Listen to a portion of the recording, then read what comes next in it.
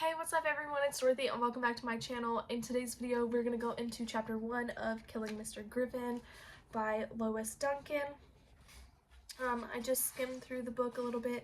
There are 19 chapters. These chapters are semi-long, so they may be parters to them, like part 1 and a part 2, but I'm going to try and just do it in one video. So let's get right into this video. This video may contain sensitive topics and foul language. If you do not wish to continue, please click off of the video now. You have been warned. Chapter 1. It was a wild, windy southwestern spring when the idea of killing Mr. Griffin occurred to them. As she crossed the playing field to reach the school building, Susan McConnell leaned into the wind and cupped her hands around the edges of her glasses to keep them from blowing red dust from filling her eyes. Tumbleweeds swept past her like small furry animals, rushing to pile in drifts against the fence that separated the field from the parking lot.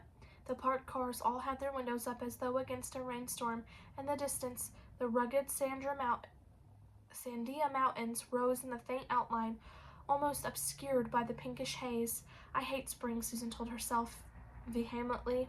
I hate dust and wind. I wish we lived somewhere else someday.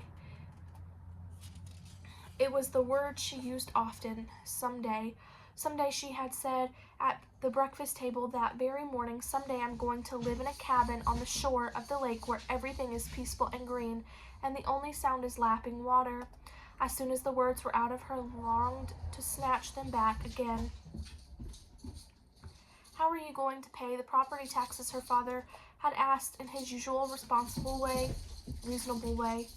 Give me just, I'm sorry, my dog had gotten a hold of one of our baby toys and was shaking it around everywhere. As soon as the words were out, she had longed to snatch them back again. How are you going to pay the property taxes? Her father had asked in his usual reasonable way. Lakeshore property doesn't come cheap, you know. Someday, somebody's going to have to finance that lovely green nest of yours. A rich husband, her brother Craig had shouted, and the twins, who were 7, had broken into jeers and laughter. Not too soon, I hope, her mother said, turning from the stove with a frying pan in her hand. Marry in haste, repent in leisure. That's what my grandmother always said. There's plenty of time for everything. For being an old maid, the twin named Kevin had offered, giggling. Don't be ridiculous, Mrs. McConnell had told him. Nobody is ever an old maid these days. The term is single person now. Who wants eggs? Someday, Susan had thought, sinking lower into her chair. Someday I'm going to move out of this house and away from this family. I'll live all alone in a place where I can read and write and think, and the only time I'll ever come home is for Christmas. Are you going to be a single person, Sue? The twin named Alex had asked them with false innocence, jabbing his brother with his elbow, and Craig had grinned a maddening 12-year-old self-assurance and said, You've got to go out on dates before you get married, and Sue hasn't even started that yet. All things in good time, Mrs. McConnell had told them mildly, and Mrs. McConnell had said, speaking of property taxes, and they had been off on another subject, and Susan, with her eyes on her plate, had told herself silently, someday, someday. The dust stung the sides of her face, filling her nose and coating her lips. With a whir and flutter, half a dozen sheets of notebook paper went flying past her like strange white birds released suddenly from the confinement of their cage. Grab them, somebody shouted. Get them before they go over the fence.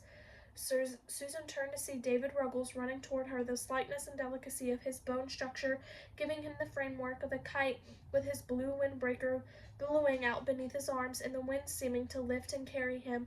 He sailed by her, grabbing frantically for the escaping papers, and Susan dropped her hands from their protective encasement of her glasses and snatched wildly at the air. The paper she was trying for lurched suddenly to the ground in front of her, and her foot came down upon it. Grinding it into the dirt, Susan stopped and snatched it up. It's torn. The dirty imprint of her shoe was stamped irrevocably in the center. I'm sorry. It doesn't matter. David shrugged his shoulders and reached to take the paper from her. It's the rest of it's blown away anyway. One ripped page isn't going to make any difference. If it's not all there, Griffin won't take any of it. Is that a song for Ophelia? Yeah, it's supposed to be, but I'm sure Griffin would have called it something else. I haven't done anything right for him yet. Neither have I. I don't think anyone has. Susan fell into step beside him, her heart lifting suddenly, her depression disappearing. The wind wasn't so bad after all, for it had blown this luck upon her, and the unbelievable, the undreamed of event of herself, Susan McConnell, entering the halls of Del Norte High School, side by side with the beautiful, popular David Ruggles, president of the senior class. For the last year of her life, Susan had dreamed about David every night, and at least every night in which she could remember having a dream. And some of those dreams he smiled at her, the open, sweet, heart-clenching smile that belonged to him, and others they sat and talked for hours after hours, sharing with each other private thoughts and longings. Never yet had there been a dream in which they walked shoulder to shoulder into English class with everyone, even Betsy Klein turning to stare, to envy, to wonder. When they reached the door to the building, David struggled with it, pulling with all the weight of his slight frame as the wind forced it closed. For a moment it seemed it would be a draw, but in the end David won, and Susan staggered into the crowded hallway where numerous other red-faced, wind-torn students laughed, jostled, shoved tangled hair out of their faces, and shouted things like, "So much for my hair, and look what the wind just blew in." Susan took off her glasses and wiped the dust from the lenses with the front of her blue blouse. By the time she put them back on, David had moved away from her. She started to press forward to regain her place beside him, but others had already fallen into it. Mark Kinney, lean, expressionless, cool. Jeff Garrett, big, loud, broad-shouldered. "Hey, Dave, where were you last night, man?" Jeff asked. "We looked for you after the game. I had to miss it. Sorry. 3 hours worth of homework. 2 of them for Griffin's class, I'll bet. A lot of good it did me. Whole stupid assignment blew out of my hands on the way in here." They were too far ahead of her now for her to hear them, and Susan accepted defeat. It didn't really matter anyway. Walking into class beside David Ruggles would have been a farce, and everyone would have known it. Another girl might have pulled it off, someone with more sophistication than she, someone who used to walking beside attractive boys and chatting